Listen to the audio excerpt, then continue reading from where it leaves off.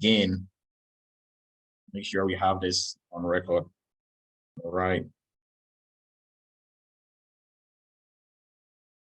All right, everyone. Welcome to Eretmis Cyber Chat. I appreciate everybody's time. Like I always say, it's Friday night. You could have been anywhere else, but you chose to be here with us to share the knowledge and spread the love. I appreciate everybody's time once again, and we appreciate you joining us all the time to make this a very informative discussion. We are discussing resumes, cybersecurity resumes, and if you are new to Eretmis Academy, you are welcome to the family. We do this every Friday night, 7 p.m. Eastern, and you are always welcome. It's totally free. We have a big community. We open it up, and all questions will be answered, and we'll make sure that, like we always do, the hour or so you are spending with us is not going to be wasted. Because we know your time is valuable, ours is valuable too. So we try to make sure that you get the best out of this. And then also you always go away from Cyber Chat with something that you can add to your toolbox. I'm Dr. Emmanuel Edu. I'm going to be your instructor or facilitator for this chat.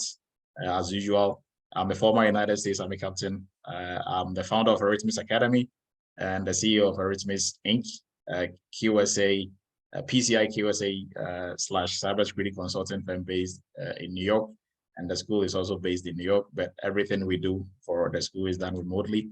And I'm also a former professor at University of Maryland Global Campus and CTC, Central Texas College. So tonight we are going to begin with cyber news, and then we will jump into the 6-figure resume formula. Right, so we wouldn't be able to touch on. We are actually going to do hands-on, right? How to actually make the resume, on how to pick some of the keywords and stuff. But tonight we are going to discuss briefly the different types and which one is going to be the best option for folks who are already in IT trying to switch into cybersecurity. For folks who are coming from it, like a totally different industry trying to switch into cybersecurity. So regardless of where you are coming from, there is something for everybody when it comes to how to present yourself to your potential employer, for them to see, and also for them to have that assurance that you are the right guy or girl for the job. So our July 4th sale is still going on. It ends on the 17th. So I think we have 3 days to go. So July 4 is the promo code. If you go to any of our, if you go to our website, eretmisacademy.com, any of our courses, if you want to enroll in any of those, you can use the promo code. And for cyber news, we are starting, unlike other news that mostly borders on breach or companies getting hacked. Well, tonight we are going to answer a question, and I'm going to take maybe 3 or 4 inputs from everyone. So there's an article written by this guy here, don't really know his name, but he was in the news, and he was speaking to the fact that trains can be hacked, or can they, right? And if they are hacked, what are some of the consequences of a train being hacked, right? And I'm going to open the floor, maybe 2 or 3 people. If you want to partake in this, you can raise your virtual hand and you can argue for why trains can be hacked or why trains cannot be hacked, right? And if they are hacked, what are the consequences of that? Then also, what can we do if trains can be hacked? What can we do to prevent that? Or what are some of the countermeasures that we can put in place to make sure we are not exposing ourselves in that way? So if somebody wants to give it a shot, this is kind of the argument that was going on within the cyberspace this week. So there's no right or wrong answer to this. If you want to give it a shot. Oh, is the sound okay? I think Jamoro is having an issue with his sound. Can everybody hear me okay? Yep. Yes. Yep. Yes. All right. All right. So who wants to give it a shot? Can trains be hacked? Yes. Okay, go ahead. So like if you want to answer this, you can raise your virtual hand. I think there are some folks unmuted here. Let me just mute them. Well, I think there is somebody who might have a take on this. If let me just go through the list. I saw someone on here who might have a take on this. Charles, go ahead. Hi everyone. So as a topic you said, I believe these new trains can be hacked. You know, like the old trains we have, it's difficult for you to hack it. And you know, the only time I believe you can hack a train, these old trains we have, is when you go into the train and hijack the train. But you see these new trains, this magnetic that they use remote to drive. It could be hacked, but I don't know how it could be hacked. But I believe if there's a compromise somehow, somewhere, someone in the company or in the organization, let's say for example, this NJ or NY Transit, it's someone compromises and give out an information to an hacker, he could do it, and he could hijack a whole train, and ask for ransom. And it could be moving around New York, going around, you know. So I just believe it could be hacked if it's being compromised through inside person. Okay. Thank you. All right. Thank you, Charles.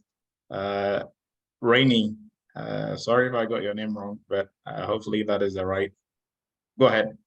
Nope, you're right. I think the trains can be hacked because of the internal controls. There are sometimes when you look at what or how they are created, and some of the people that may be working in the, I guess I could say in the organization, they may be able to hack as well. So I really think that it's possible. Yes.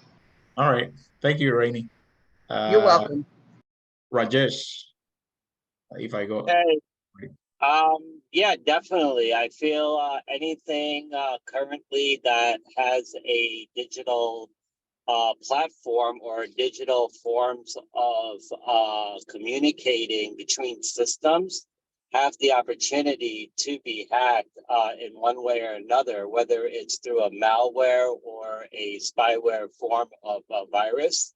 The capabilities are there. It's not that hard. You know, anybody that could open up either a phishing letter that comes to the email, or anybody that has the if the infrastructure is not properly defended, I feel a hacker with the proper knowledge can easily go within the system and simply hack the system to do whatever it needs to do. All right. Thank you. Great points. Everybody is making a great point. Go ahead, Mr. Williams.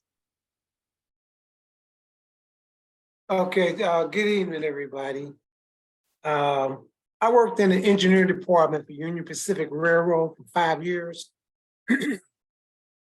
And at that time, back in the late 80s, there were 3 major railroads in the country: the Burlington Northern, the Norfolk and Southern, and of course us, the UP system. We had about 28,000 miles of tracks, okay?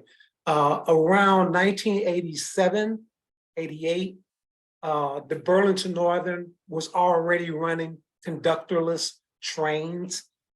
Union Pacific, we started running trains that didn't have a conductor. So what they're doing, guys, they'll put a camera in a locomotive, okay? And they'll usually have a camera attached in the caboose, and they may have 1 or 2 crew members there. Some trains nowadays are run completely remotely, and it's a wireless network.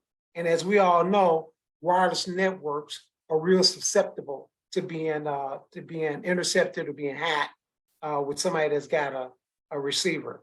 And so, yes, trains is part of the vital infrastructure of almost every industry in every country in the world right now that has railroads.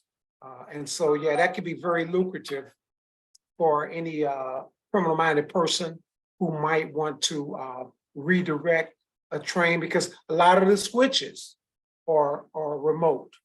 Okay, so you can completely remotely redirect or reroute a locomotive to the destination that you wanted to go to. And particularly in these little rural areas, I'm in a lot of rural areas in Missouri, Kansas, and Illinois.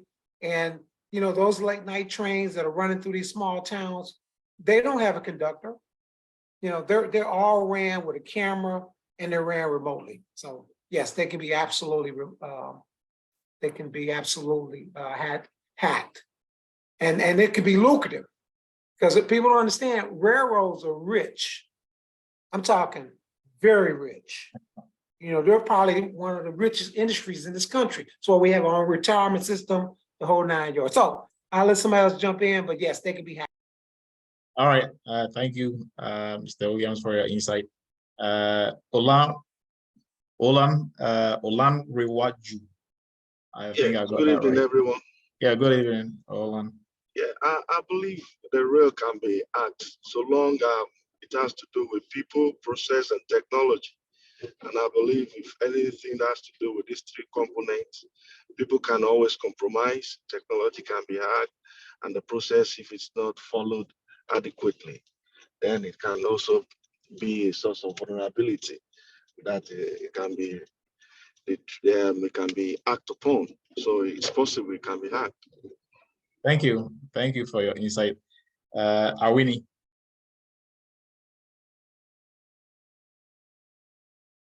You are muted. Please unmute Okay. yourself. Yeah. Yes. Thank you very much. The question is there technology being used? Are we using GPS? Are we using Wi-Fi? Are we using digital communication systems? Are we using computer-based interlocking systems? Are we using signals? Are we using switches on the trains or on the platforms? If it is yes, then the system can be hacked. And any system at all that uses any of these things, which is being manipulated by human beings at any particular point in time at all, can be hacked. And we always say that no system is risk-free. So there are human beings. Sometimes the human beings within the organization will provide the information to the hackers. The hackers will study the system and know the weakness within the systems. If there are firewalls, they will attempt to break through. If there are inscriptions, they will try to understand it. If there are intrusion detecting system, they will try to see how they can overpass it. And sometimes they would like to even wipe the logs within internal, that's in terms of internal vulnerabilities, where they would like to even wipe the logs within the system to ensure that they can take a whole city into a ransom. So yes, so far as there's no system which is completely immune from hacking, there is continuous attempts by hackers to hack the system and then take advantage of it. So authorities must be careful and then put in place cybersecurity measures for necessary actions. In case they attempt, they will be able to save the system. Thank you.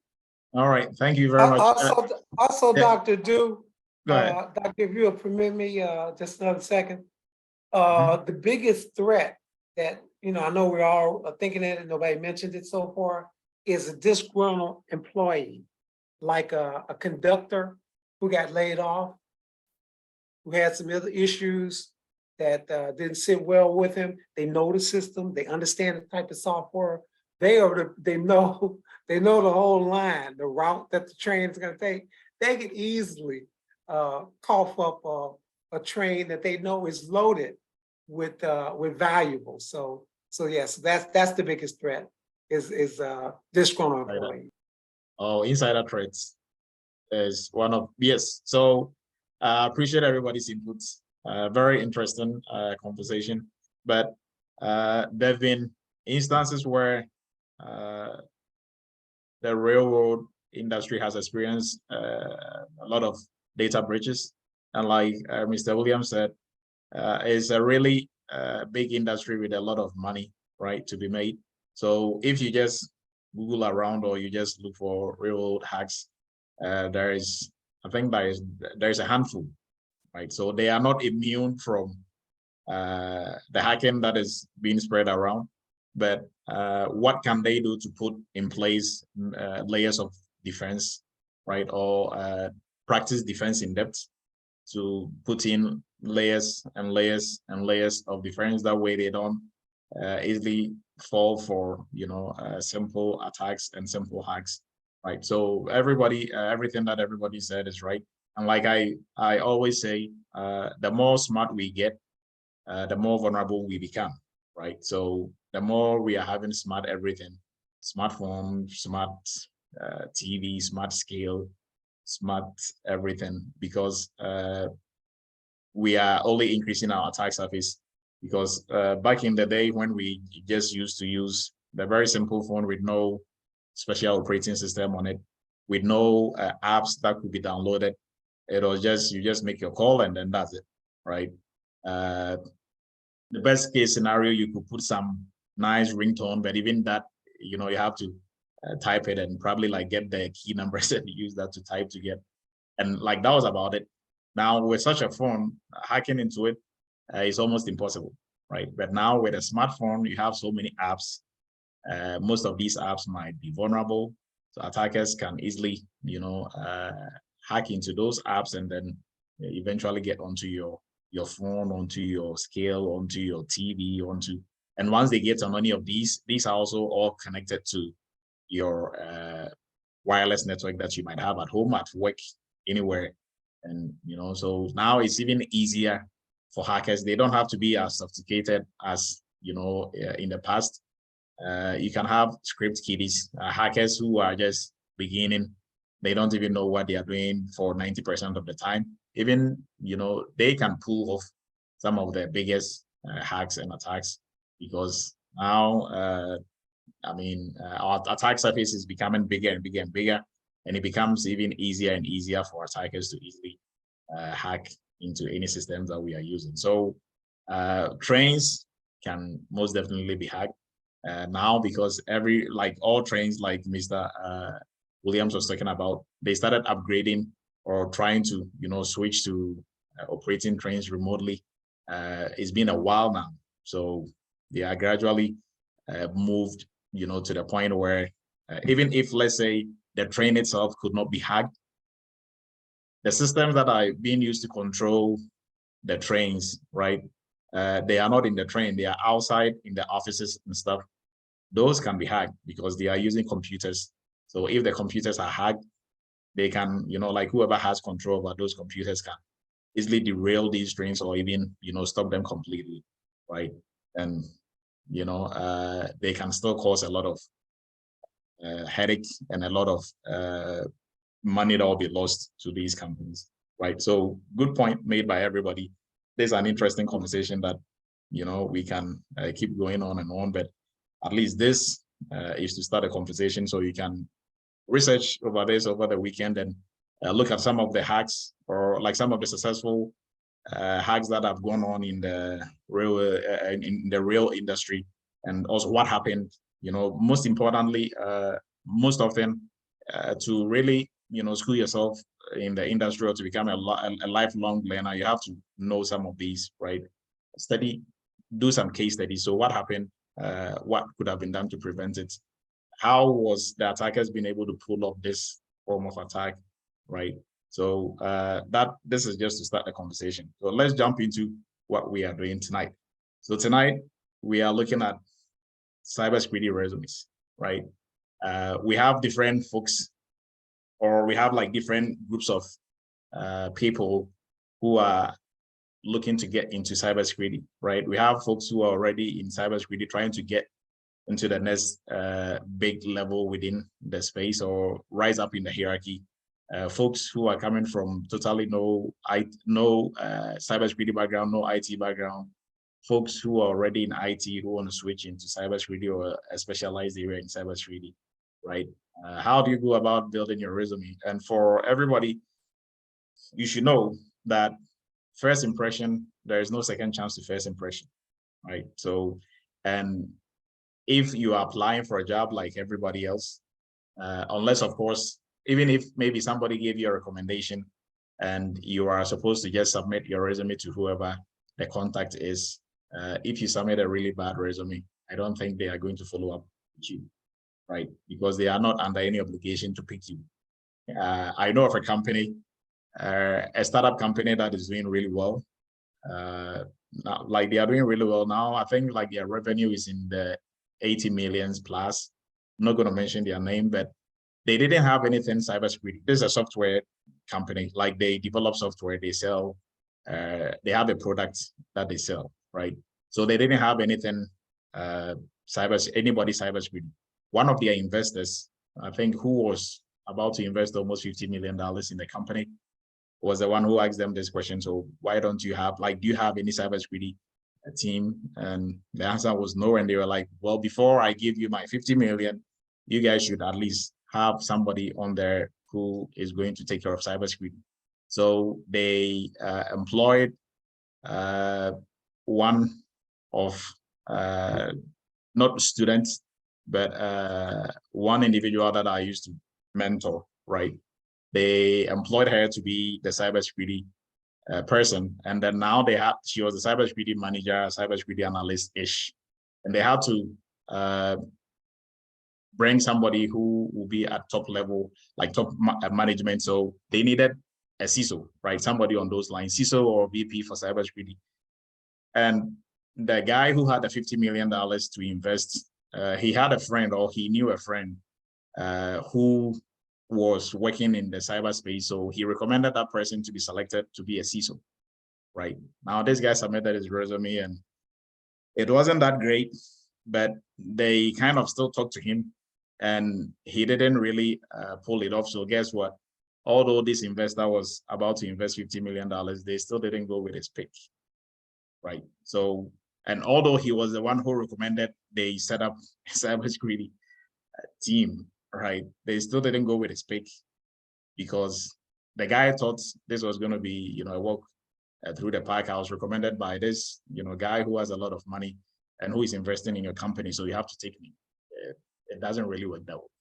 So if you're applying for a job, your resume is your first point of contact, or your resume is a representation of you, right? What is going to let you get the interview or not?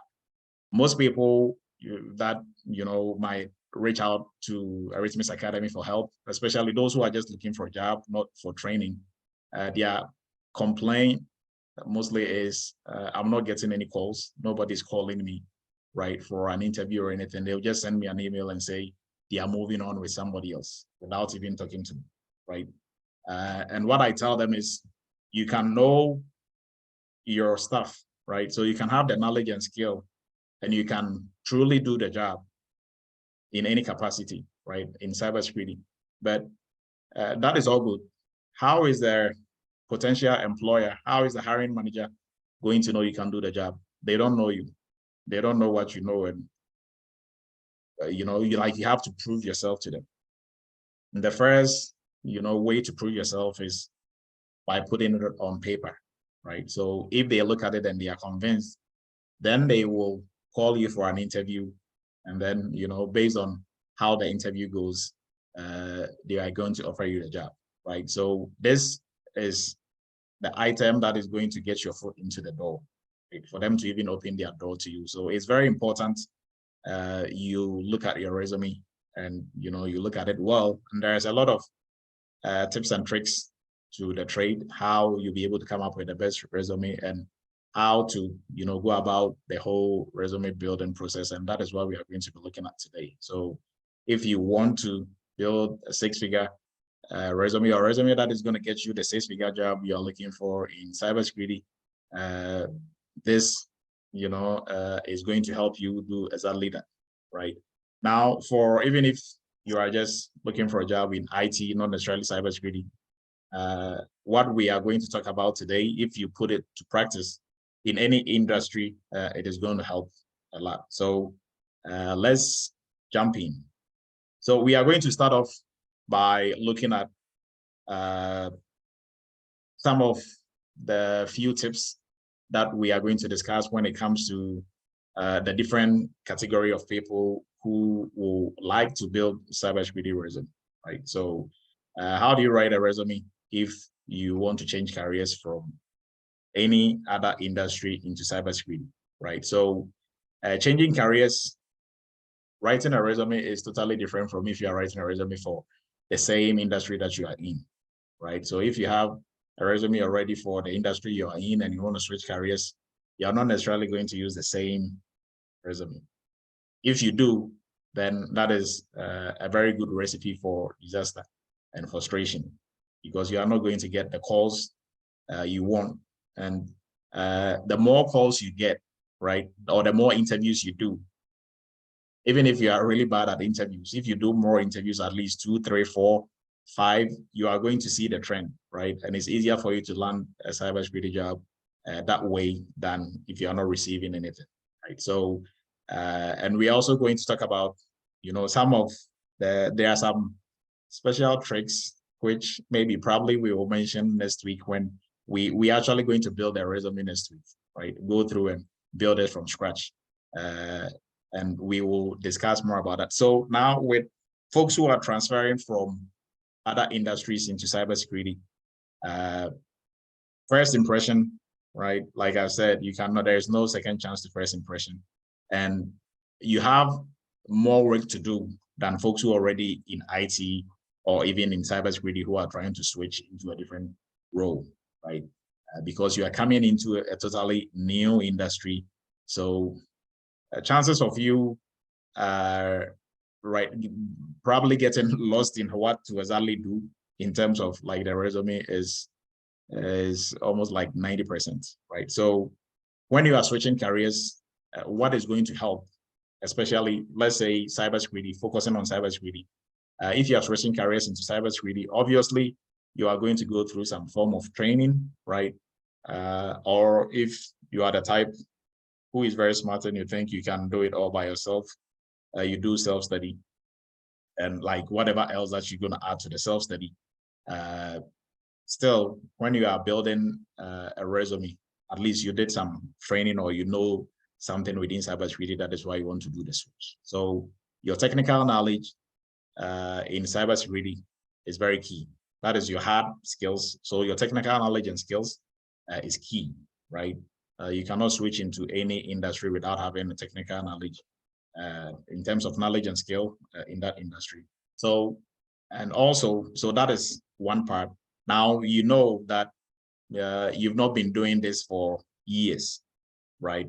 And probably you have 0 to maybe probably almost 0 working experience in the field, right? And we will talk about experience when it comes to building your resume as well. So you have 0 experience, right? So you might probably get stuck on exactly what to put on there, right? What do you really put on there if you've not actually worked in the industry, right? So you can put a bunch of stuff that you don't know or have no idea what they are, or just copy from somebody and put it on there. But guess what? During interviews, if you get somebody who is very slick, right, they might even decide not to ask you anything from the job description, but they'll just ask you everything from your own resume. And the last thing you want to do is to put stuff on your resume that you don't know. That will make you look like a moron, right? So because you brought the resume and I'm asking you questions about it and you have no clue what they are. So how do you go about, you know, towing that fine line? So for everybody switching careers into cybersecurity, you have what we call transferable skills. So you have skills already that you've accumulated over the years in whatever industry that you are coming from, right? So in a resume for anybody who is switching careers, your transferable skills will have to, you know, will play almost 40% of what you put on your resume, right? Now the transferable skills, those are mainly your soft skills, right? But how do you really word your soft skills? So let's say you were a nurse, right? you used to be a nurse manager or something on those lines. You used to manage people, you used to lead, right? You were a leader in a manager/leader. And as a nurse, you used to talk to a lot of people, patients, your family. So you have a really good interpersonal skills, communication skills. Now, how do you bring that to life without telling the cybersecurity hiring manager you are talking to that, all your experience is from nursing. So everything that examples you are giving is from nursing, right? Is the skills and knowledge they are looking for in terms of soft skills, not necessarily where you got it from, right? That is not to say to also, say or lie that you've never worked in nursing, because you don't want them to know that during interviews or when you are preparing your resume, right? Things that you put on there, even soft skills, there is a trick to how you'll be able to put it on there to actually make you look good, right? And make it relevant to the job you're applying to, right? So transferable skills play a lot of, will help you shine, or that is not also to say we are minimizing the technical skills and knowledge that you need from cybersecurity, right? But a combination of both is going to make you look good. So your non-working experience, you can kind of, that is sort of a weakness, but you can minimize your weakness and, highlight your strengths.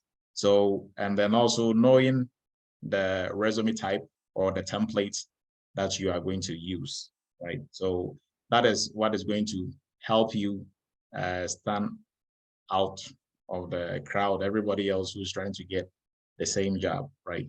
So let's move on. Now, we talked about almost everything that is on this slide. So we are just going to move on and get straight. There are some really good stuff down the line. So we are going to look at all that as we move on. So this is what I'm talking about, the resume style. Now, if you are switching career, so we didn't talk about folks who are already in IT. If you're already in IT, your work is not as hard as somebody who is coming totally from no IT background or cybersecurity background, right? Or you have a lot of IT stuff that you can also highlight, right? And then a lot of soft skills that you can also highlight. So yours, we will say, is not as bad. Not that somebody switching, careers from one industry to another industry is that bad, but there's always that, it will look like an uphill battle if you don't know what you're doing or if you don't get the right guidance, right? So we are going to look at the different styles of resume that is out there and what is going to suit the different categories of folks that we just talked about, right? But our focus, we just talked mainly on folks who are switching careers, because there's a lot of them than folks who are switching from IT, already in IT switching, or already in cybersecurity switching to different roles, right? So let's jump into the different styles of resume that is out there, right? Now, we have three main, but the extra one that is on here is not part of the traditional styles of resume that we have, because it can be a combination of any of these, right? So the three main, we have the chronological, we have the functional, and we have the hybrid, or a combination of chronological and functional, right? Now, which one is going to be the best for somebody who is switching careers, somebody already in that industry trying to switch to a different area like cybersecurity, and somebody who is already in cybersecurity switching to a different role? Now, for the chronological style, you are going to list all your previous job titles with bullet points of your previous job duties, right? And this is least optimal, or if you are changing careers, this is the last resume style that you want to use. All right, before we move on, Rainey has her hand up, so I'll let her go. Please go ahead. Yes. Question is, how far back, or how long, or I should say years of experience should you put on your resume once you're transitioning to another area that you never did before. Like I have various skill sets in areas, but nothing in IT. So, but Okay. I mean, I've been in the business. I'm 65, so I've been experienced with different industries. So I'm just trying to figure out. They don't want to know 20 years of my experience, or do they? Okay, great question, Rainy, but we will get to that. So please hang tight. If by the end of the session you think it's not well addressed, just hit me back. We will talk about it. But that is a really good point.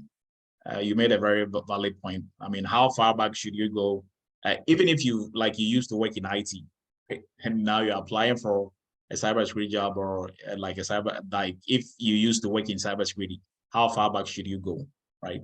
That question kind of also moved into one area, maybe probably if they have some similarities, you should let me know. So if you are applying for a job, right, that only requires you to have a bachelor's degree, but you have a bachelor's, 2 masters, and a PhD.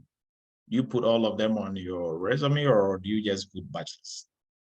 Well, that is not for us to answer now. We will get to that, right? So, thanks for the question, Rainy. We will get to that. So with chronological, if you are switching careers, that is not going to be the ideal style for you to use, right? And we will look at how it looks like. I mean, just talking about it here, you kind of get it, but it's kind of vague. So, you cannot really picture how a chronological resume will look like. So this is how a chronological resume will look like, right? It'll have your name, everything else, like every other resume, and then just your experience. We are going to list them. That way your skills are going to come down here. Activities or things that you've done is also going to come down here. So this is an example of chronological, right? So your job title, the company, what you did, and all that in that order, and then your education and everything else. So this is chronological is mostly ideal for folks who are already in the industry, right? So if you're already in the industry and you are trying to maybe get a different role, it's easy to use this one, and this will work best, right? You are going straight to the point. Now okay, I moved to the functional. Now with functional, it's a bit on the side of career changes, right? Functional begins with your career goals and objectives. And then it also highlights your transferable skills. So skill sets like Rainy was talking about that you are bringing from all the industries that you've worked in, we will help you identify those skill sets, right? And the one that is relevant to the job you're applying to, right? And then your educational, relevant training. So relevant training also play a role in it. And then relevant training, so training courses or education that you've taken in the field that you want to get into, not in your previous field. And then also a summary of, previous jobs that you've done. So if you are switching careers, summary of previous jobs that you've done, right? Your focus, like the example that I was giving, if you're a nurse, your job, if you're a nurse, so before I even get into that, in most companies, and you can correct me if I'm wrong, right? And I know this to be true, especially like in the military. So if you are in one position, maybe let's say you are the company executive officer, you have like 15 other job titles to your name, right? You are wearing like 15 different hats. You are the hazard officer. You are the armor officer for the company or wherever you are working. There's a whole list of things that you sign for that you don't even remember, right? So, and all those functions you are going to do. So if I did all those functions, example, let me take it out of the military and bring it to, if you're a nurse, you are also maybe like the safety and health person for the hospital, right? You are maybe probably the EO, equal opportunity person for the hospital. You are the nursing manager, so you are managing everybody else and their work schedule, right? You did all that, but they employed you. Your job title was probably like a nurse or senior nurse or whatever nurse title that you had, but you did so many things in addition to that. So if you are now switching to IT or cybersecurity, the job that you're applying to, they, as part of the job description and the skills they need somebody with good interpersonal skills, good communication skills, good written and oral communication skills, and a whole list of other soft skills, right? And all these you have already from your previous job. Now, how do you put that on your resume for it not to sound too nurse-ish, if that makes sense, right? So although you have those skills, but you got it from being a nurse. Now you don't want to put it on there, and then when somebody looks at it, all they see is nurse, right? So if you used to be any other job titles that you had, instead of putting maybe senior nurse on there for your previous job that you did, you can put the other job title on there, because you were holding 3 or 4 different job titles. So what is relevant for this job that you're applying to? That is what you are going to focus on. So you put that job title there, the most important things that you did, right? A summary of, so maybe I was in charge of making work schedule for 15 people. I was in charge of a team of 6, right? Instead of saying I was in charge of 6 nurses. I mean, they are nurses, but they are people too. So you can put, so you don't have to make it, when somebody looks at it, it doesn't have to just come off as all you know is nursing, right? Because you are showcasing the soft skills that you are bringing to the table. Maybe you are you are, no BS, you are a very good leader, a very good manager, a very good, interpersonal, person, right? You have really good human relations, but don't let it be overshadowed by the job title or like your previous job and what you did, right? So these are some of the ways that you are able to actually bring out the skills and knowledge they are looking for without contaminating it with maybe a certain job title or a certain name. That way they don't look at you favorably, because most people will say don't judge a book by the cover, but everybody does. Everybody judges a book by the cover, right? Then an example, if you see somebody dressed like a policeman and somebody is chasing you, are you not going to run to them and be like, hey, this guy wants to hurt me?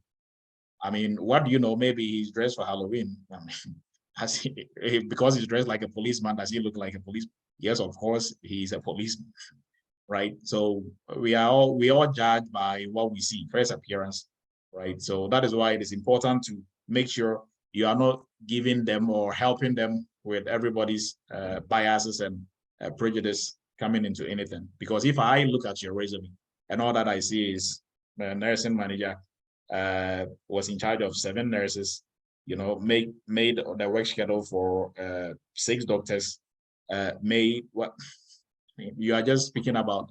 Everything I see is hospital. This job is for a cybersecurity analyst.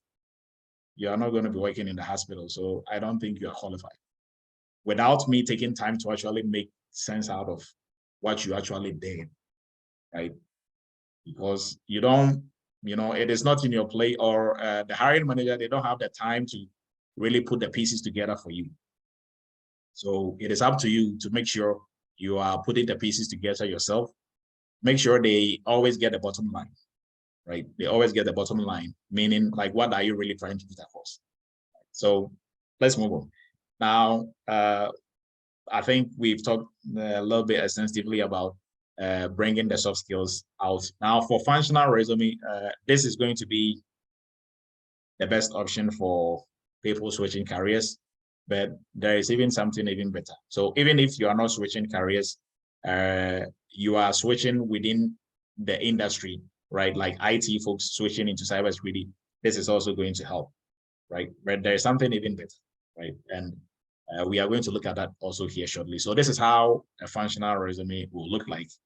So your skills summary, professional accomplishments, it doesn't. So the format kind of should be on these lines, and then also your work history.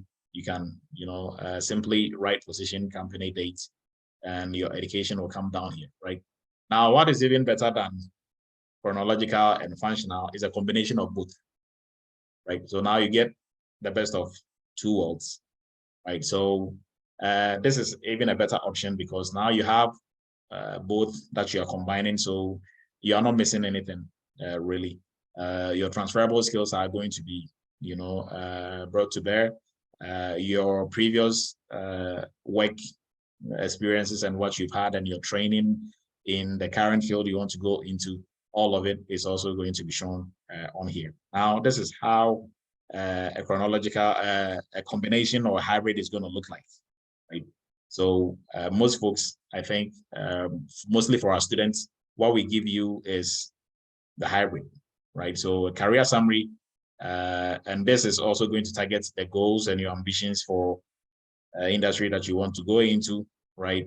And then you are going to have, so mostly this will be skills instead of just technical, we just make it skills, and you are going to highlight all of it, right? So all these are also skills, outstanding leadership and managerial skills, all that are soft skills. So these are soft skills, this is technical skills, but you can combine them together, right? So this is going to be your skills, and then your professional experience, where you used to work. And also if you've done like internships or the current industry that you want to go into, right? If you've done internships with any companies, you can put them on here. And then also in cybersecurity, so one thing that I also want to stress on, most folks who are not even in cybersecurity now, some of the things you do on your job, they are cybersecurity related, like they are something we do in cybersecurity. But because you don't know, you think you've not done anything in cybersecurity, right? So let's say somebody is a security guard.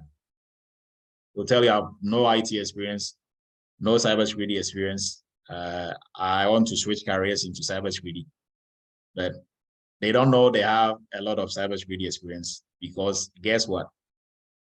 Physical security is part of cybersecurity. So everything you are doing or everything you were taught in physical security, it is part of cybersecurity, right?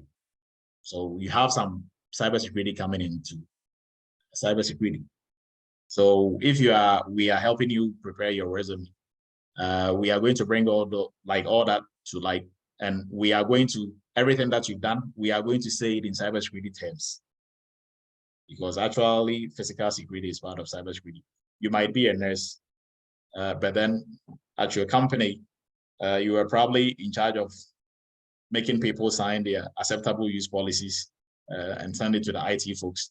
And you're coordinating a lot of things between the IT folks and your, maybe your team, right? That what you're doing is also part of cybersecurity. So mostly when people think of cybersecurity, they are just thinking it's going to be some coding, ethical hacking stuff somewhere, but there's a lot of activities that borders on processes and handling people. And all that is part of cybersecurity. So when it comes to resume, when we do one-on-one, we'll be able to help you identify some of the things that you did in your previous job that was cybersecurity. You know, what you're doing was actually not even cybersecurity related, but it was actually cybersecurity. So this is how the hybrid will look like. Your education will come all the way to the bottom. And then for reference, we are going to discuss that. So sometimes you don't have to put it on it. When they ask for it, you are going to provide it, right? And then obviously your name and everything else, address and your email and all that's also here as well. Right. Now let's go back one. There was one that we skipped, that is targeted resume. Now targeted resume can be, the style can be hybrid, the style can be chronological or functional. Now the only change is that instead of making the resume before you apply for the job, right? For when you see the job description and you really think this is a job that I can do, guess what? You are going to tailor, or you are going to pick items and keywords from that job description and put it in your resume, right? So now in this case, you are targeting your resume specifically to that job, right? And that is how you win. Frankly, if you didn't get anything from today's meeting, targeted resumes should be, your take home, because this is what is going to land you your 6-figure cybersecurity job. Right?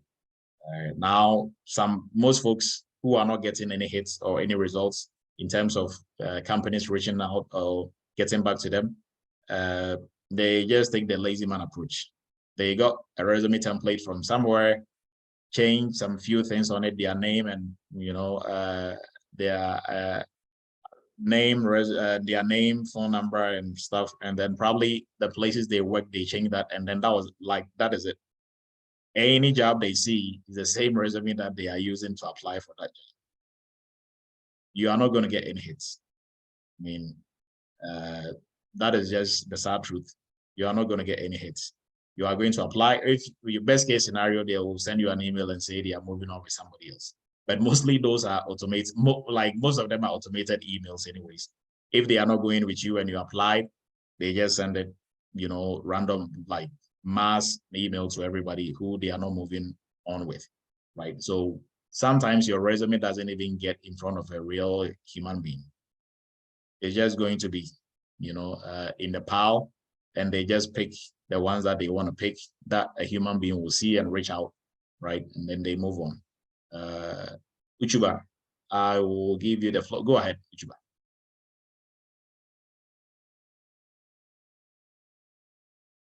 You are muted.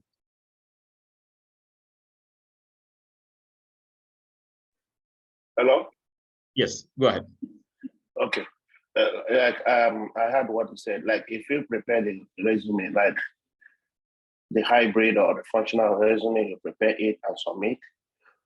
That is there going to be any hints, like a spiel concerning cybersecurity, where you can be able to be hitting the buzzer walls to them? Like maybe you can be able to answer, like, basically the points they need you to be able to say in the resume if you're asking the questions. Can you ask that question again, please? I think like what you submit in your resume should be what you really know and understand. If they want to look on their resume to start asking you question on like is there any spiel, like cybersecurity spiel, like things you need to know, where you need to go through it, that people who have never had the knowledge, who have never been in the cybersecurity world, maybe this is their first time of doing that. Is there any spiel, like, tell me about yourself as a cybersecurity and all those things, like you need to know? What are the projects you have done before in the cyber world or space? Okay. Good question. So if you are applying to any cybersecurity job, then I'm assuming you have some knowledge and skill in cybersecurity. If you don't, your knowledge and skill in cybersecurity is zero, and you're applying to a cybersecurity job, then I don't really know what you are trying to do, right? It's like me applying it's like me applying to be what? A nurse, right? So I'm on nurses today, applying to be a nurse, and I've not been to any nursing school. I've not done any nursing courses anywhere. I'm just applying because I got some resume from a friend who is a nurse. Like, what am I really going to speak to during interviews? What projects am I going to speak to? But if I've actually been to a nursing school, when I was done, I did some internship, right? Then I can speak to something, right? So there is no special write-up anywhere for you to read or for you to memorize to be able to speak to things that you've not done. If you've not done it, you've not done it, right? So I don't really, have an answer to things that you've not done that you want to speak to like you've done. Maybe you probably Google, but also you have to be rest assured that if you are BSing, they will know. So you can only read and recite stuff that you have no clue about, only for a while, right? During interviews, whoever is doing the interview, they are not limited to any questions that they can ask you. So they can ask you some random question in cybersecurity that is not even part of the job description that is on there. And good luck if your knowledge base is 0, your skill set is 0, and you are trying to, pretend that you know what you're talking about.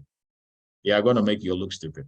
So if you don't want to feel that or look that, then you have to make sure before you apply to a cybersecurity, you apply for a cybersecurity job, you have the knowledge and skill to back anything that you put on your resume. So now for your resume, right? What you put on there, like I was saying, should be something that you can do, not something that you just know, but something that you can do, right?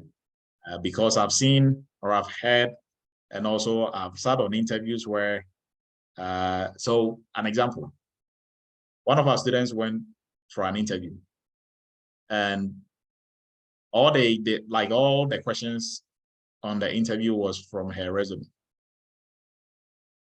They didn't ask anything about the job and what she was going to do. It was just about what she had on her resume. So if she had no clue, she just copied and pasted something from a friend, and she didn't even take the time to go through to look at exactly what is on there, thinking she is going to speak to the job description, and so she's prepared for that, right? And they will throw you off guard and just come up with things on your resume. So if you've not actually done those things, I don't really know what you can say to convince them that you can do the job or you've done what is on there.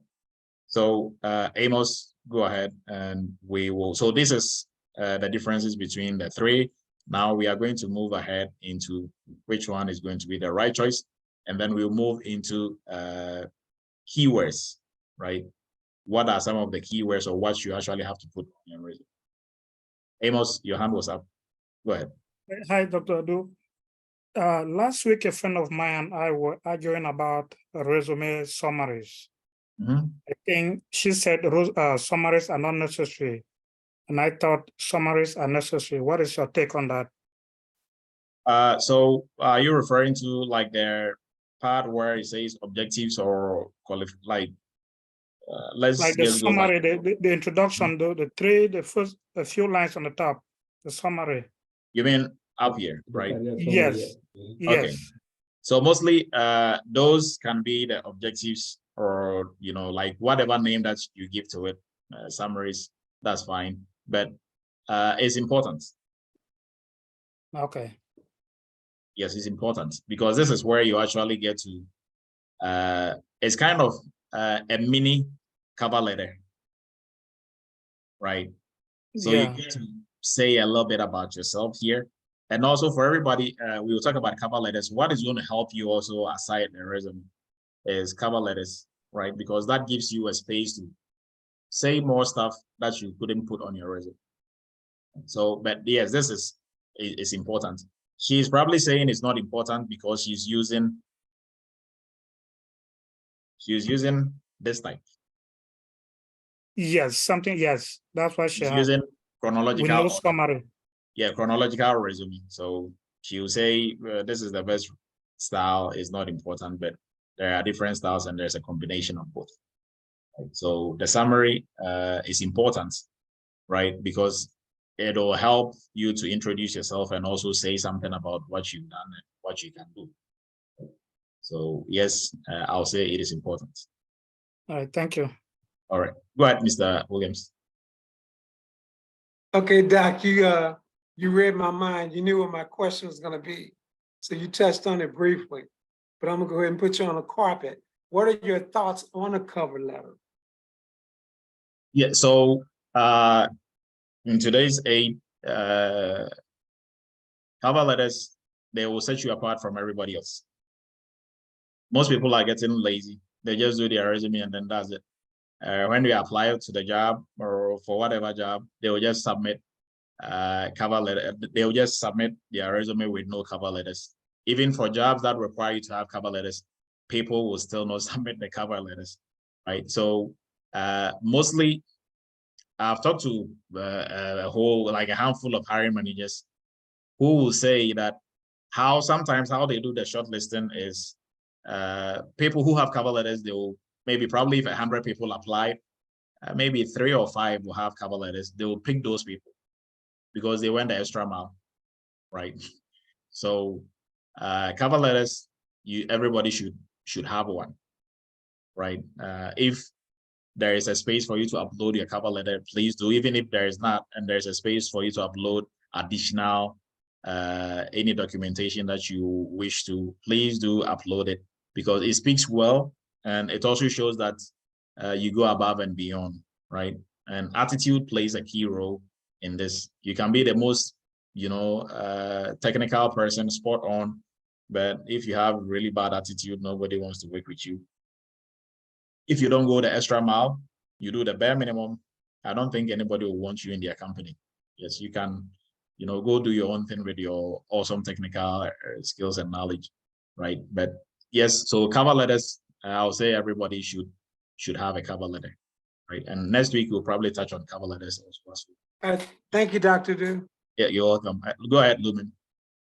Oh yeah, Dr. Du. I was just gonna add to, one of our friend that asked a question about the experience, and I just want to add to that if you take the Dr. Du class, there is I don't know, I think it was module 5 that touch based on hands-on training, and guys, you're gonna love it. I don't know, he knows me, I love that part. It's really good and intense, and after finishing it, you feel like you know something, you can do something. So when you go on a job or maybe on interview, you can just stick to that. You don't need. And then remember, after taking that class, you're gonna be automatically entitled to the internship. And again, every process within a company or a real life, you're gonna go through the same process. You're gonna learn about so much. So yeah, I just want to add that to you. So in case you are wondering, how you're gonna go about it, because the same thing goes to my my interview. Everything that I've learned in the internship and on on a class, those are the things that I just said. Nothing, I've not said anything else. Just want to add to. Thank you. All right, thank you, Lumen. So Lumen is one of our entry-level students. He landed his 6-figure cybersecurity job, so that is why he's speaking to that. Now, what Lumen was saying, maybe if his volume wasn't coming up well, as part of the entry-level course, we have a hands-on training session where you get to work with the cybersecurity tools that you are going to encounter on the job. So for whoever was asking, what experience am I going to get, or like what do I put on there on my resume? What do I put on there to be able to speak to it? Now we walk you through, and we will walk you through to set up your own cybersecurity lab. So in terms of using tools like Splunk, Nexus, and the rest, you're actually going to use it, right? So putting that on your resume, you've actually done it. You just didn't read it somewhere. You've actually done it, right? And that is also going to give you that confidence. It's something you've done, so you can defend it anywhere, right? And for us, we even put an extra hurdle, in front of, or an extra mountain, or like pieces of obstacles along the way. The tools are not already pre-configured or installed for you to use.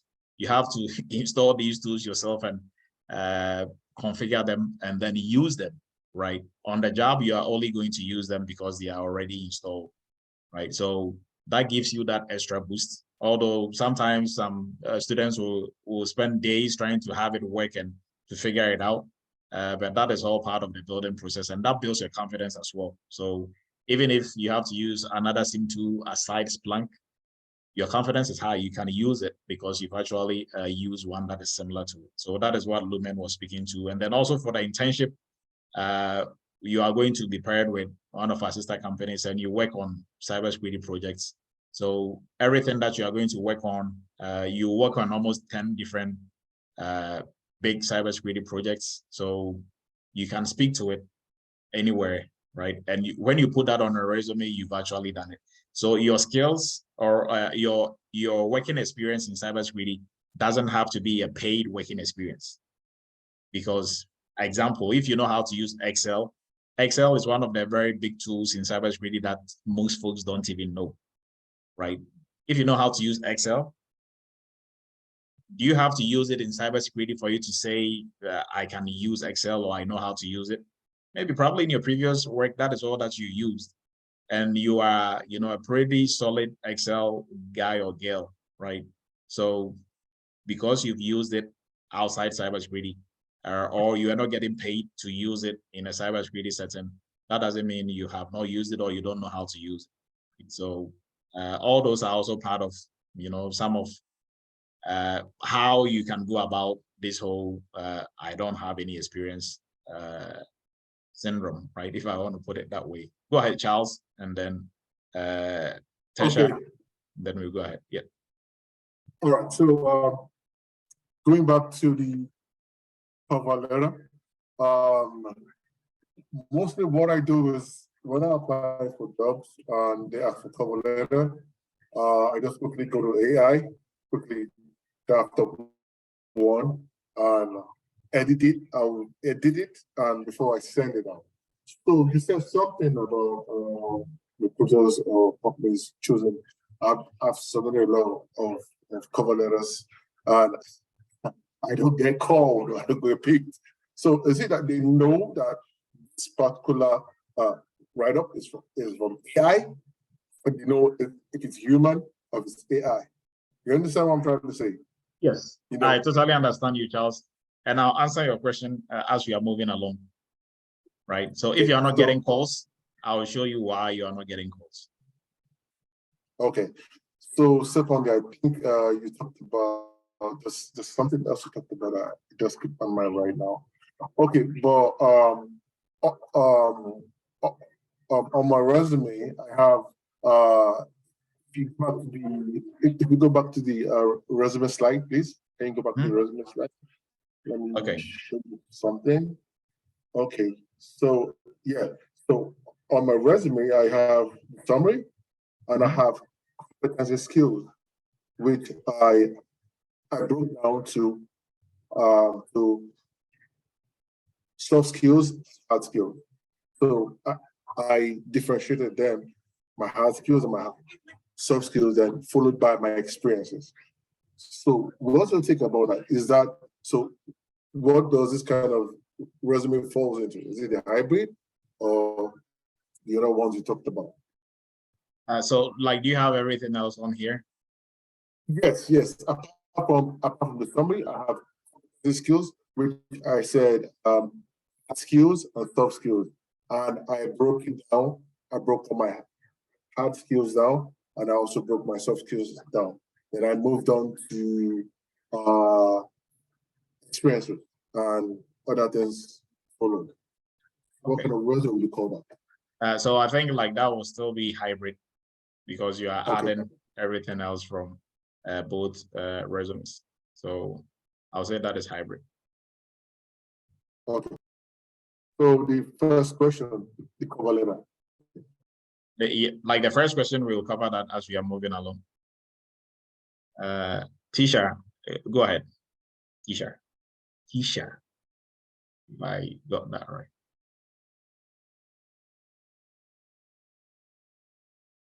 You are muted.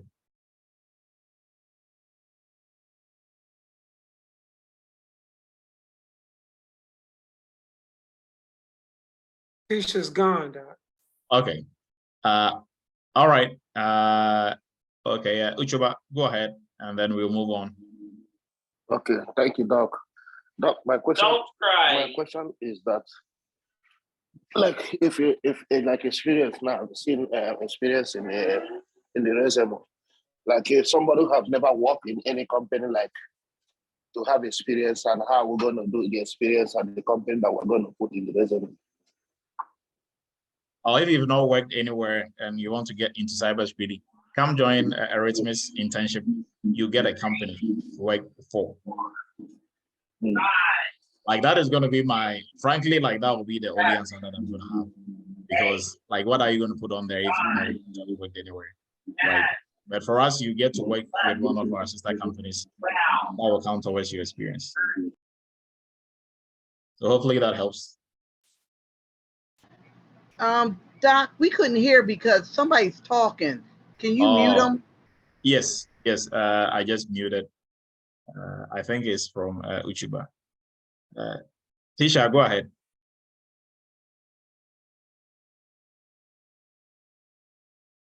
Please unmute yourself.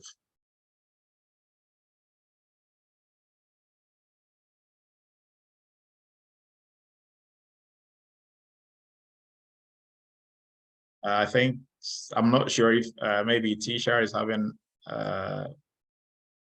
problems with her audio. So we are going to move forward.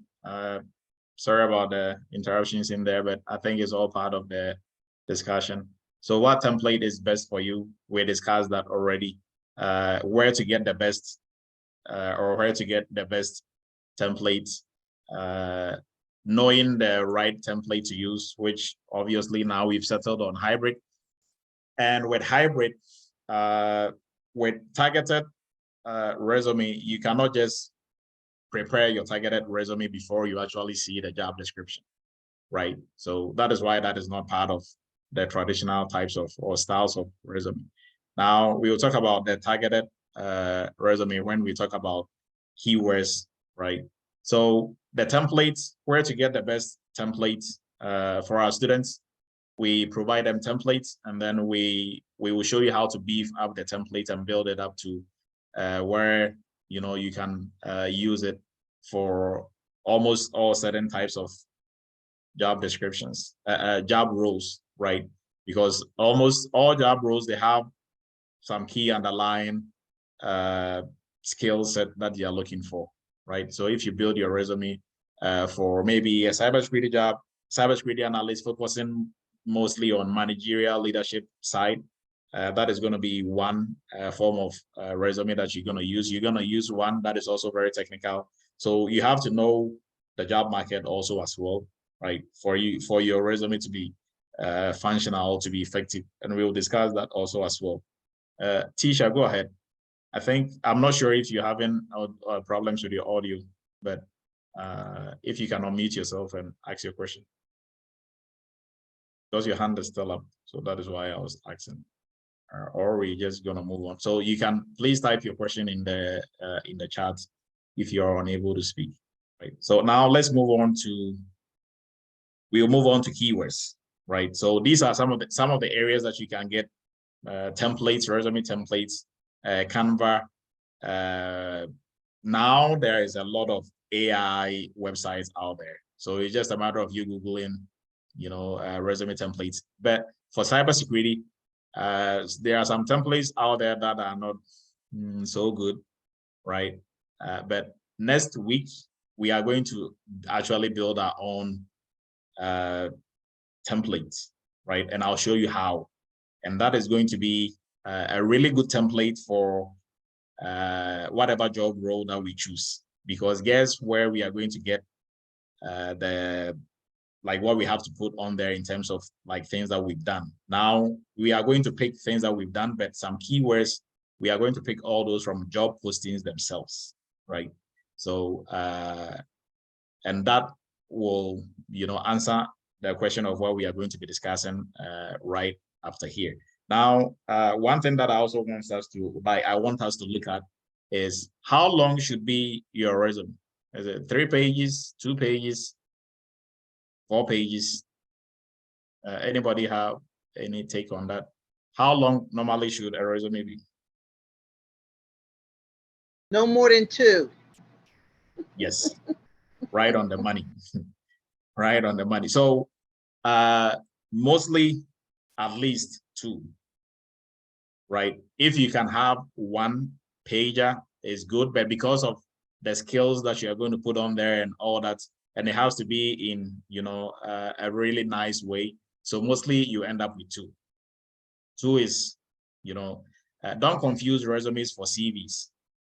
So your CV is a different thing from a resume. A resume is a summary of everything that you've ever done in your life, right? That is relevant to the job you're applying to. Now a CV covers everything, your school, publications. So mostly that is used for professors, right? And, teachers and instructors and other areas, other jobs that will require you to show publications. And so your CV can be like 6 pages, 7 pages. Your resume's time with the hiring manager is like the time, screen time with the hiring manager is probably less than 2 minutes, right? Less than 2 minutes. So nobody has time to go through 6 pages of resume, right? Or 5 pages. So you have to make sure the 2 pages count, everything that you want to put on there. That is why the summary, I don't remember who was asking about the summary, but that is very important. And you have to make sure you are making good use of real estate. So every space on there is real estate, right?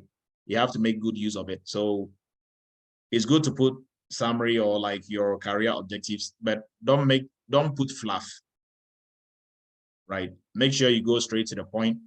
You are putting what is relevant to the job you're applying to on there, right? So don't just add fluff.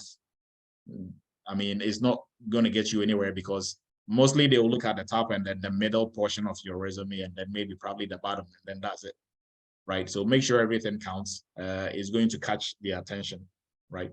Now, at least the golden standard, 1 to 2 pages, and you should just keep it at that. Now that goes into the question of how far back should I go in my career? Now, for folks who are trying to switch careers into cybersecurity, you are coming in with soft skills, you've done some training, you've done some internship. The jobs that you're applying, the jobs that you are looking for, right? If you are trying to switch careers, please don't be applying for cybersecurity jobs that require 12 years of experience, 10 years of experience. Now you can apply to those just to see what they say during those interviews. If you are lucky and you get an interview on those ones, just for learning processes, but frankly, not to even get a job. Because when you do get a job, I don't think you can do it, right? So anything if you are switching careers into cybersecurity, anything from 0 to 5 years, if you had a good training, some good hands-on, you can do it. Because guess what? The experience you are looking for 0 to 5 years, most of your soft skills will probably even make up 3 years of that. And then the 2 years will be your technical skills, right? So you can apply, feel free to apply anything, 0 to 5 years-ish, you can apply. Now, if you're applying for such a job, 5 years, 0 to 5 years, you are not going to go back as far back as 10 years, 15 years, right? Especially if you are not, even if you've been in IT, that goes to the question that I was asking. If you're applying for a job that requires you to have only a bachelor's degree, and you have a bachelor's degree, 2 masters, and a PhD, are you going to list all of them on there? Obviously not, because now you look overqualified, right? And if you really want that job, you just put a bachelor's on there. They didn't ask about your master's. They didn't ask about your PhD. So why put it out there, right? So you put what is relevant to the job you're applying to, right? So now, if on your resume you're applying to a job, you are starting off a career in cybersecurity, your experience or length of experience that you are going to put on there, you are going to do a summary of your 20 years, 10 years, 9 years, 5 years of soft skills experience. You are going to summarize, or your transferable experience and skills, knowledge and skills, you are going to summarize them into 5 years. Then you are going to add your technical cybersecurity knowledge and skill to it, right? So don't go beyond 5 years of experience if you are switching careers, right? Even if you've been in IT for 20 years, please don't go back as far as 20 years, because now your resume is going to be 7 pages long, and 2, most of the things you're putting on there will be irrelevant to the job you're applying to. So you have to make sure that you are not making it difficult for a hiring manager to understand what you are trying to do, right? Go ahead, Mr. Williams, and then we'll move on into keywords. Yeah. Yes, Doc, I'll keep it moving. Doc, in a similar manner, as you shouldn't, if you're just getting into cybersecurity, apply for a job that requires 15 years of experience. To answer the concern of a lot of us who are like, we're just getting started. What do we put down for experience? What are we gonna write for experience? Can I use the entry-level courses experience? There are a lot of jobs out there, guys, that are not asking for software development engineers with 5 or 6 years experience. They're not asking for software architects with 10 years experience. There are a lot of entry-level jobs. They're just asking for an analyst, and so don't be afraid to just go for, say, a lower level job if you don't have the experience, even though the entry level, as Doc said, does give us a lot of experience. The internship definitely, with us working on that risk register and all the other stuff that we did, we got a lot of experience from the entry level course, as well as the internship and the other classes that we're taking. So don't be worried about that. Just be, as he said, keep it reasonable. If you just get into the business or the industry, you want to apply for something that's low level, that's not asking for 100 years of. Yes, and to add to what Mr. Williams was talking about, there are some jobs that require 0 to 1 year of experience, and those jobs are still 6-figure jobs, right? So if for those jobs, like, what are you going to put on there? Same thing, keep it reasonable. And like I'm saying, don't go apply for jobs that are asking for 15 years, because they're asking for 15 years for a reason, right? And mostly when employers are talking about experience, what exactly are they talking about, right? When you are in any industry and you get to know somebody who has been in the industry for this long, you assume they know certain things and they should do certain things certain ways, right? I remember, like, in the Army, if you see a sergeant, the moment you see him wearing the rank of a sergeant, you assume he should know certain things and he should behave in a certain way, right? So now if he start behaving like a knucklehead, then you are doubting, who promoted this guy or girl, right? So when we talk about years of experience, that is how employers are able to evaluate your knowledge and skill you are bringing to the table. So if they say 5 years of experience, they expect that at 5 years of experience, you have this level of skill and knowledge, right? At 10 years, you have this level of skill and knowledge. At 15, you have this level of skill and knowledge. Now, mostly for the jobs that are requiring 15 years, 10 years, and those ones, right? Mostly those are mostly managerial leadership positions. And the ones that are managerial leadership together with maybe senior cybersecurity engineer and all that, they might have, some other areas within security that you have to be very familiar with. So you have to be a strategic thinker when it comes to security at the C-level, right? And if you are barely starting off, and I don't know what type of training that you have, even if you have some leadership managerial skills coming into the space, that is not a good place to begin, right? So please keep it reasonable, keep it to your comfort level, right? Because you don't want to be applying for jobs that they are just going to pass you over, or you don't want to go to interviews that you'll be struggling with, right? You always want to look like a rock star, which you are, right? So package yourself to a spot that is going to make you look like a rock star. Rainy, go ahead.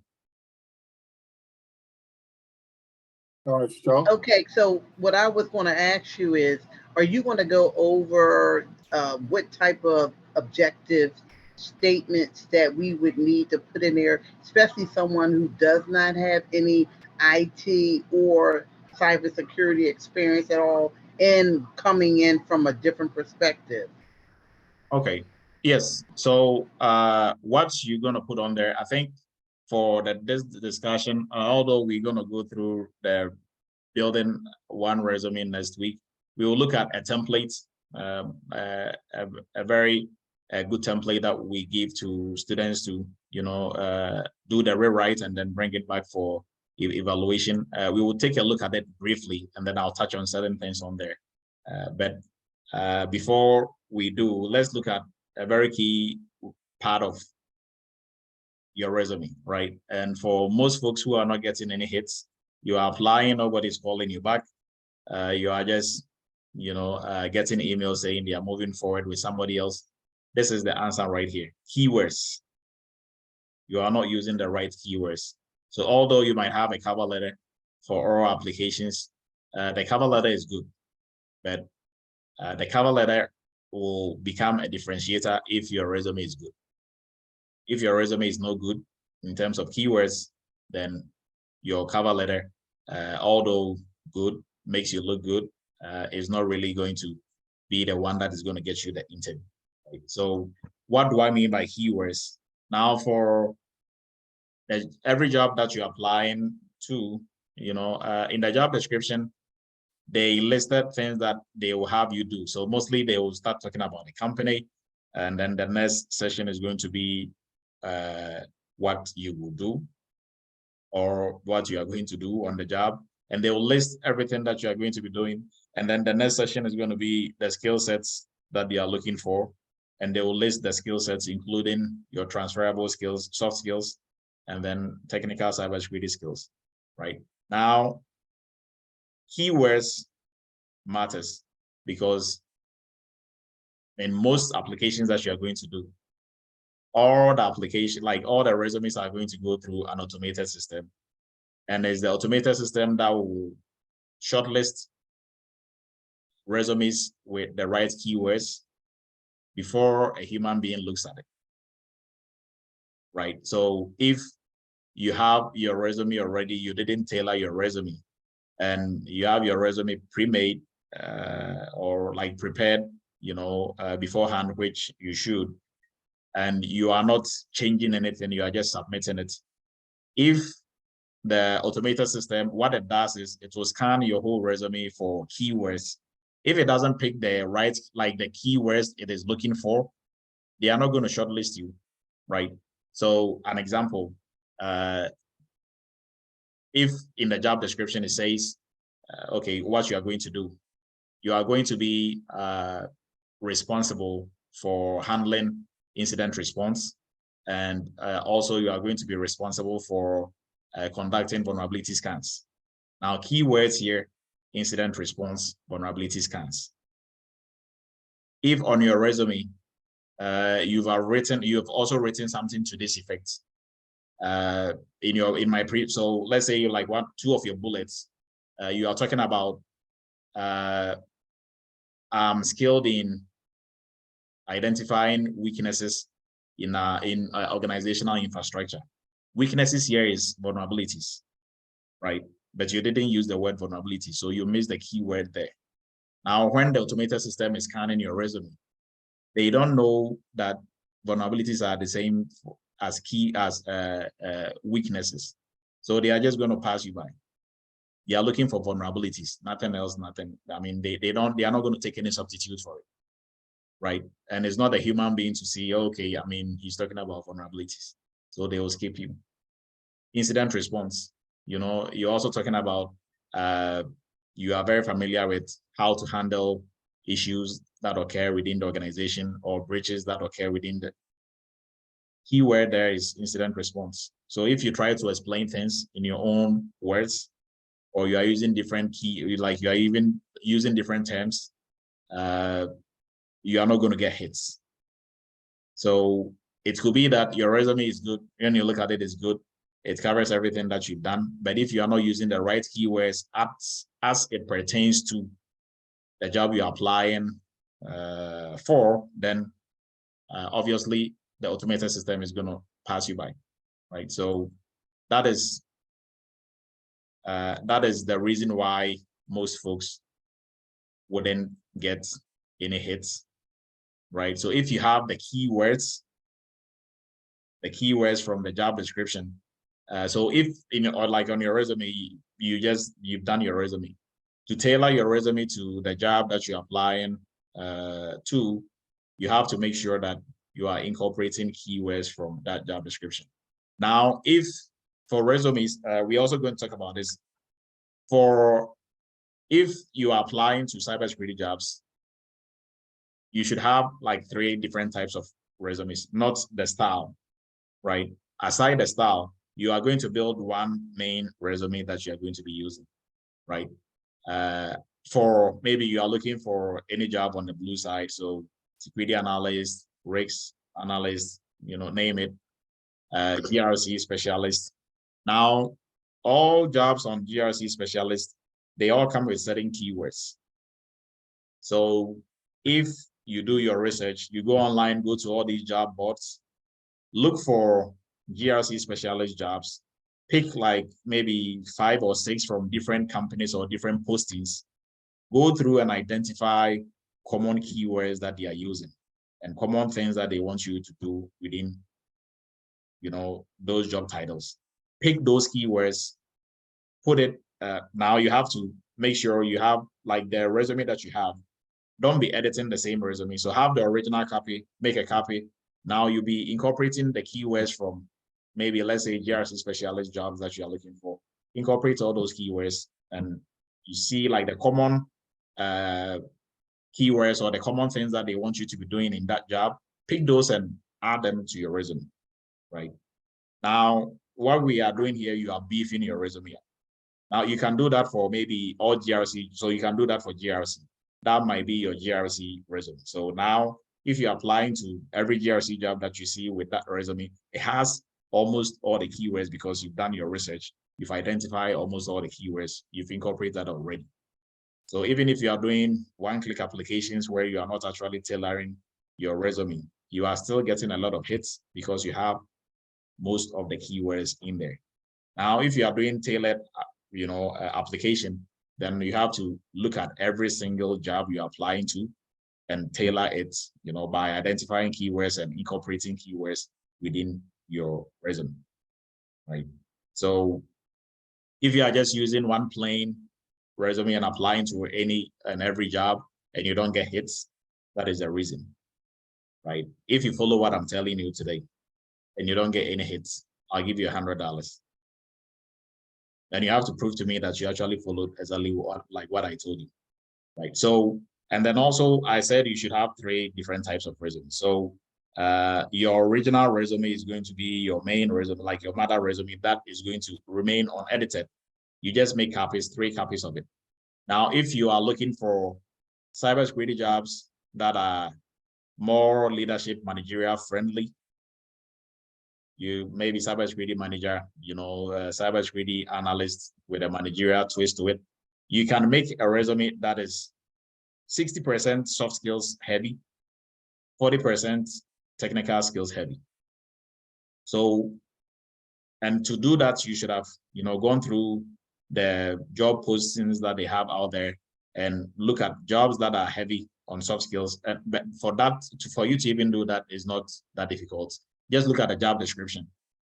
Go down to the skills that you're looking for. If they are listing 10 skills and 6 of it is soft skills, obviously it is heavy on soft skills, right? So now you pick those ones, those skill set that you're looking for. So in the skills that you're looking for, you have keywords also in there. Make sure you are integrating that also into your resume. So you can have one leadership managerial heavy resume. You can have one that is technical heavy. So purely cybersecurity technical is like 60%, 70% technical, and maybe 30% soft skills heavy, right? So you can have those categories. So categories of not even 3, at least 4 or 5 categories. So when you see the job description, you know which one you are going to use to apply. Now, if you have done this hard work, this background work already. When you have to tailor your resume, it becomes easier because most of the things you are going to put on there are already on there. So it's just a matter of adding exactly for that job, extra things on there that you don't have, right? So applying to cybersecurity or like applying for cybersecurity jobs and landing your 6 figures is not as complicated, but you have to do some legwork, right? There is no secret or easy shortcut way to it. The shortcut is what I've shown you. If you are incorporating keywords, and this is not just to cybersecurity, all jobs in all other industries, keywords are very important. If you are not using keywords, then you might as well not even apply, right? So I hope that answers. I don't remember who asked that question, but hopefully that answers your question. Okay.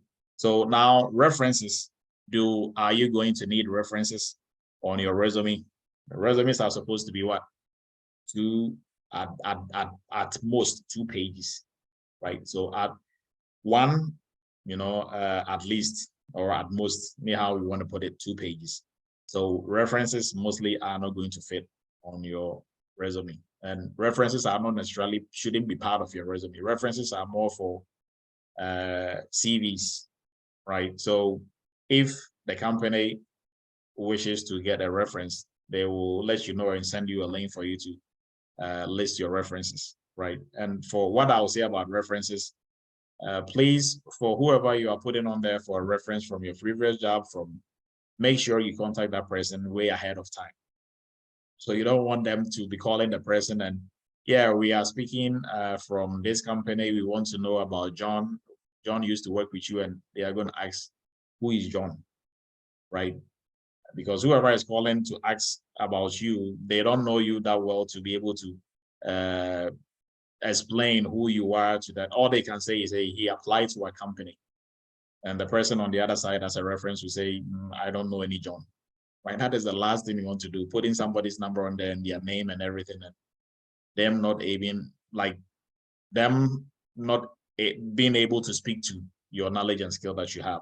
Now, also, you are coming from a different industry. I mean, who do you put on there to speak to so whoever you are putting on there, they are not only going to speak to your technical cybersecurity knowledge and skills, they're also going to speak to your soft skills, right? So if you're a good leader, you're a good manager, call that person, let them know, hey, we are going to call you, switching to cybersecurity or whichever field. These are what they are looking for in terms of soft skills. So you can speak to, how I manage a team here, how I did it, how I did this, how I did that, right? Now, for your technical cybersecurity, you can have somebody, if you went through a training, right? You did the internship like our students do. You can at least maybe have one of your colleagues who witness your abilities, right? Or somebody from the companies that you did your internship with speak to that effect, right? So that is what I'll say when it comes to references, right? Now, next week, we're actually going to walk through building the actual resume and also keywords, identifying keywords and putting keywords on our resume and making sure our resumes are going to get the hits that we are looking for. Now, the July 4th sales is still going on until, I think we have 3 days to go. So 30% off on all our courses. So for folks who are looking to join our training, you can do so by taking advantage of that. And we are going to speak a little bit about our courses that we offer for everybody on here. If you've not taken our Cybersecurity for Beginners free course, please do. It's going to be a good eye-opener into the industry. Even if you've been in the industry or you've done training elsewhere, you are going to learn something new from Cybersecurity for Beginners, right? It's a 2-hour, 3-hour video lessons that you're going to go through. And for folks who are looking to switch careers to cybersecurity, I encourage our cybersecurity entry-level course for you. It is, I'll say, one of the best ways, or if not the best way, that you can use to get into the industry. It comes with 2 months of internship.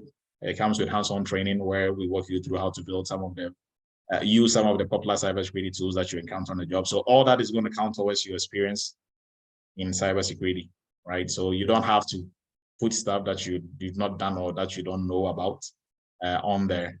And then also for folks who have gone through training elsewhere or done self-study, you can also join our internship.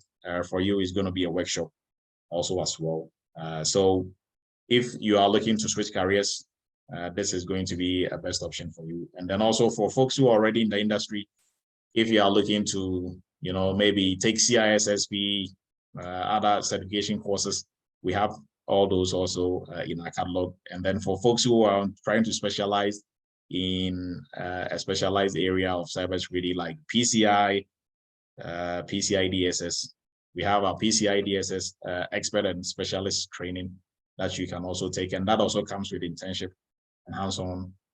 So internship and hands-on training as well that you are going to go through. Rainey, please go ahead. Yeah, can you send me the link? I didn't get a link for this. The cybersecurity for beginners or the other one. Okay. Thank you. Yes, you are welcome. The link is going to be posted in there, so you are going to have the link. Now, I'm not sure if Tesha will be able to speak now. First, you're having problems with your audio, so please go ahead.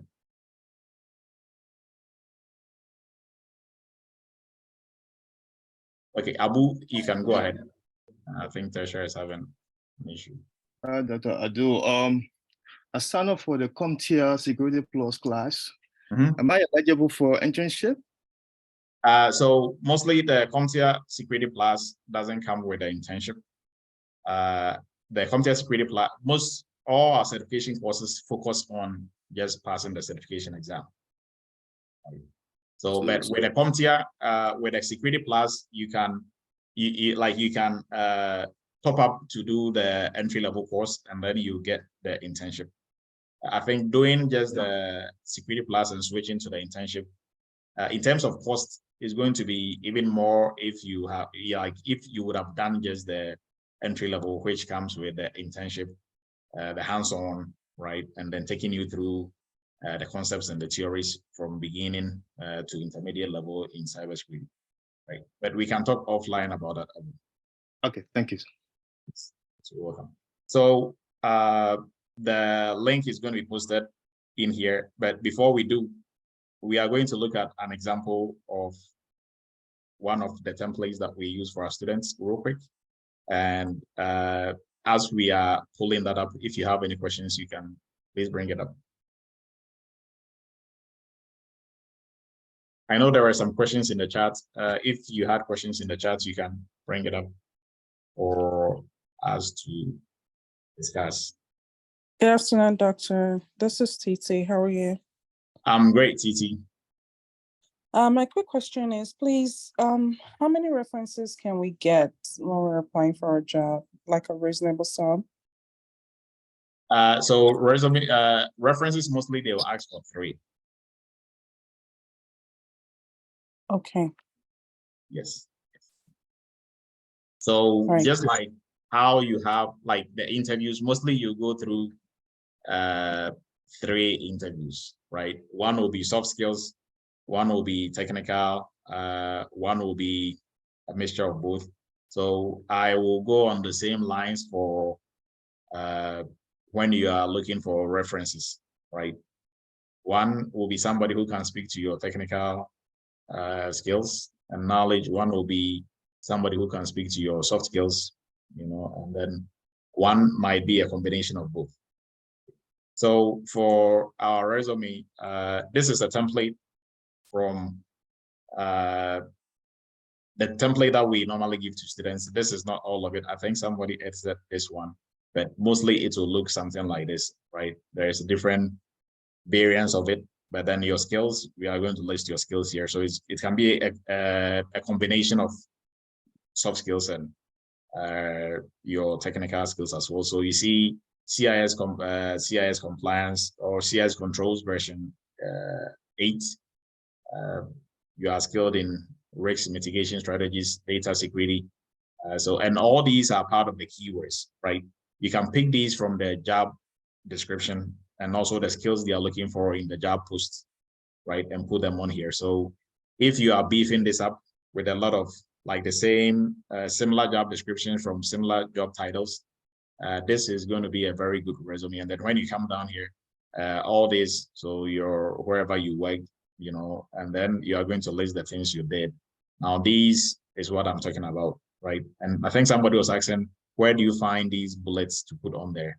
Now, for our students, we give them templates, and the templates, everything that we have on here are things that you are going to do in the internship that we offer, right? So they are not things that you are just copying and pasting from somewhere. And you can actually speak to all of these when you have to speak to it. And two, you are not going to be caught off guard if they ask you about any of these, because you've actually done them. Right? So an example here is using CIS controls to help maybe do an assessment of a security posture, or do IT or cybersecurity auditing. You've used it, right? One of the frameworks that we use for the internship. And then, so the list goes down, and then down here, education, mostly we encourage you to put anything, diploma and up, right? Training or boot camps that you go to, not really necessary to put all of them on here, right? And then when it comes to certifications, this is also one place that a lot of people struggle. I don't have any certifications. Do I put them on there? Or, like, what do I really put on here? So if you have just Security Plus or you don't have any certification, you still have to put certifications on here. Now there's a trick to this. If I don't have Security Plus, I don't have CISSP, I can put Security Plus and CISSP, but I'm not going to put them on there and say I have it. I'm going to put in progress in front of it. And in progress, you might be thinking, but in progress means you are working on it, right? In the industry, you want to portray that attitude of you are somebody who is continuously developing themselves, right? So if you put in progress, it means I'm working on it.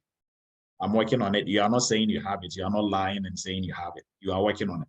So because this counts, during most interviews, they will ask you, so let's say in the skill set that you're looking for, they listed that they want somebody with CISSP and CISA. You can list CISSP and CISA here and write in front of it in progress. Now, guess what? During the interview, they are going to ask you, when do you intend to get CISSP? Or you have it on here, you are working on it. When are you going to get it, right? So if you didn't put it on there, guess what? They are not going to ask you anything on it because they know you don't have it. But although you put it in here, you don't still have it. Why are they asking you something about it? You guys get that piece. So it's like if you go to the shop and you want to buy a shoe and the shoe is $49.99. Is it $50 or is it $40? That is the trick we are using here. You are not lying, and you are not saying you have something you don't have, but then you are letting them know you are continuously improving yourself. So you are now working on something, right? So same thing. There are a lot of tricks. We are not going to give all of it away today. We will actually go through and build a resume next week. So everybody who is on here, if you show up next week, we are going to show you how to go about building a resume that is, going to get a lot of hits and get you a lot of interviews. So before we wrap up, I think I'm just going in there. We are going to post in here the free course for everybody on here to be able to. You have to enroll in the Cybersecurity for Beginners. And then also we have PCI for Beginners that you can also look at if you're looking to get into the industry. Any questions before we wrap it up? I think Amos, go ahead. Hi, Dr. Du. About the certifications. Let's say somebody do some online training certification from from Qualys, from the Qualys website. Can I put them on there? No. Okay. So they are actually looking for certifications, industry recognized certifications, right? So actual certifications that you paid money to write the exam, right? So all those ones that are like the random ones from Qualis and all those places, that is not what they are looking for. So when we say certifications, they are looking for your CISSP, your Security Plus, your CISA, right? The mainstream certifications. So if you did a course on like a Coursera, don't put that on there. Right. But can I put that like in a like part of my resume, like the bullet point? The knowledge and skills that you got from those training is what you're gonna put like in your resume, not the certificate that you got from Coursera and Udemy and no, not those. Okay, got it. Yeah, those ones are just fluff. It doesn't carry any weight and it's just occupying space, right? And it makes you like, it makes them know that you don't know the industry. You see what I mean? So because anybody in the industry who knows what is going on is not going to put, I have a risk management certificate from Coursera. I have PCI certificate from Udemy, right? So even for mainstream training that you did, if you did maybe 5 months of training with Eretmis, it's not the training that you're going to put in the education side. It's going to be the skills and knowledge you gain that you're going to put on there. If you did internship with Eretmis, you're going to put the knowledge and skills. Okay, I did this, I worked on this project, I worked on that. That is what they're actually looking for. Not to list mini courses and short courses that you did all over the place. That really doesn't count. What really counts is the knowledge and skill that you are bringing to the table. And those courses that you're talking about, it afforded you the knowledge and skills that they are looking for. So you have to package or showcase your knowledge and skills. Well, that way they'll see that. Not the bad. When it comes to certificates, certification, they are looking for industry, traditional industry certifications like Security Plus, Security Analyst, Pentest Plus, Ethical Hacker, Certified Ethical Hacker. They are looking for those ones. CISSP, CISA, and likes. All right, Chibu, please go ahead.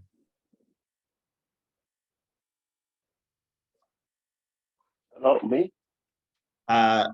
Ochibua. Yeah, my question, Doc, is that if you have this certification like CISA Security Plus or Cyber Security Analysis Plus, you are going to put them on in progress. You're not going to tell them that you have it. No, if you have it, you say you have it. So maybe you didn't get that piece. If you have it, like you boldly put them on there, you have it. Okay. I'm saying, so you are getting into the industry, you've done with your training and internship and all that, but you don't have the certifications. So under certifications, don't leave it blank, because although is not going to be what is necessarily going to get you the job, and whether you have it or not, if you have it, it looks good. If you don't, it's not really going to take anything away from you if you can speak to the fact that you have the knowledge and skills to do the job. Right? But to make you competitive and also to make you look good without lying, you put it on there and put in progress on. Maybe you are working on it, right? You just don't have it by the time you're going to the interview. So I've seen a lot of students go to interviews and they ask them, when are you going to get it? Right? When are you going to get this certification that you have on you as in progress? Okay. That goes to show you that in progress carries weight, not as equal as somebody who has it, but at least that also gives you a different twist. You are somebody who is continuously improving yourself. But if you have it, I mean, why say in progress? You have it already. So, Doc, if you have it, you put it, you have it. You include it. Thank you. But let's say I have only Security Plus, I'll put CISSP and also say in progress, I'm working on. Okay, but if you have all those certifications, you need to put them that you have it. Yeah, if you have it, you put them on there. Yes, you have to put them on there, right? Now, if you choose not to put them on there, like that is your own preference. But and also make sure that the certificates that you have, at least you have the knowledge and skill to back them up. Okay. Yes. So okay. There is this thing going around. Probably some of you are not aware, but when certifications were, and even still with like CompTIA, they allow you to write some of like their certifications online, right? CISSP tried it. I mean, every year they do it like a pilot program. They will have people write it online, but there are people who have mastered in cheating the system. So they are people who pay to get certifications written for them.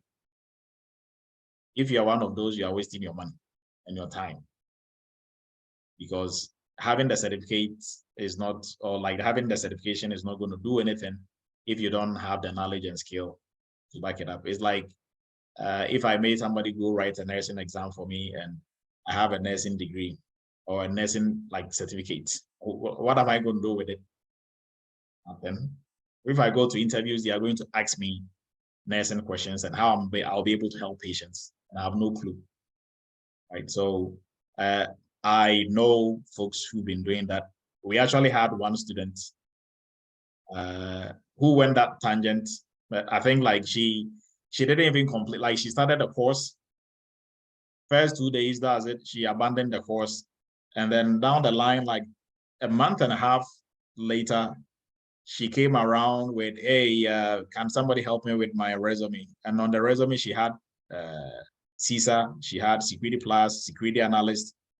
I'm like, wow, you really did all this in a month without knowing a thing in cyber? Oh, yeah. And I'm going to have, no, I think she didn't have CISA by then. Oh, yeah, I'm going to have CISA by Monday. What? What are you talking about? But at that point, I knew what she was doing. And guess what? She has not gotten a job, and I don't think she's even close to getting a job anywhere, because she has no clue what is going on. She doesn't understand. And people are just things, and people took her money and they were writing the exams for her. How they actually go about writing the exams and doing it, don't really know, and I don't care to know. But if anybody's approaching you anywhere, and on LinkedIn, I think it was Captain AJ who did some small investigation, and he chanced on some of the people who were doing that on LinkedIn. Like, they will approach you and, hey, if you want to pass CISSP, we have somebody who can help you out. And then if you dig into it, they are writing the exams for you and collecting money. I think like Captain AJ even went to the extent he was asking them, hey, so how much is it going to cost me to get PMP? I think PMP was almost $2,500. And then CISSP was like 3,000 or something. Why waste your time, right? You are just wasting your time and your money. So I'll advise everybody, don't go that route. It's not worth your time and your money. It's for people who are very naive about the industry, who will think by just having the certification, nobody's going to ask you anything. They're just going to give you the job. And let's assume they even do. If they just give you the job, what are you really going to do on the job? Right? So at the end of the day, you are going to work. So you have to make sure you have the knowledge and skills and the tools to be able to do the work. Either than that, even if they give you the work with no interview, with nothing, they're going to fire you the very next day. So on that note, we are going to wrap it up. And I appreciate everybody's help, everybody's contribution to this discussion, very meaningful discussion. And also with what we started with, trains and trains getting hacked or getting breached. Everybody else who contributed to it, I appreciate your good insights. We are wrapping up. We are going to meet again, God willing, next week. And as I say always, have a blessed weekend and be safe. And you could have been anywhere, but you stayed with us for almost 2 hours for tonight's cyber chat. I appreciate everybody's time. And during the week, all classes are still going to be going on for our students. And for all folks who are trying to switch into cybersecurity, please do not hesitate. Our 30% is going away in 3 days. So we appreciate everybody's time. Have a great weekend. If you need help on any of these, you can always reach back out and we are going to help you accordingly. Now, our contacts are going to be posted in here, so you can always reach out if you need help with anything, right? Or you can simply go to Eretmis Academy's website and you will be able to book an appointment to talk to us. Right. Have a great weekend. We'll meet again. Thank you, Doctor. Thank you, Doctor. All right, everyone.